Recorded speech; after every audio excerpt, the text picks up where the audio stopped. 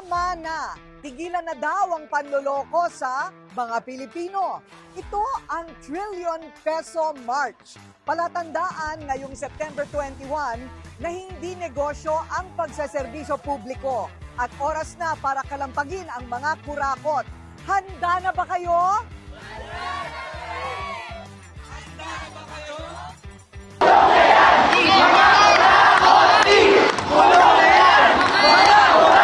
Nakaupong kurap, dapat sila ay mag-resign. Diba? Dapat mahiya naman sila, dapat sila managot, kaya dapat silang lahat ikulong. Sa palagay mo, sapat na yung mga lumabas na ebidensya at meron ng dapat managot? Sa tagal po ng panahon na pinagsasamantalahan tayo ng gobyerno natin at sa tagal ng panahon na bulok ang sistema natin, hindi lang po sapat ang ebidensya, kundi sobra-sobra pa para mapanagot ang mga magnanakaw.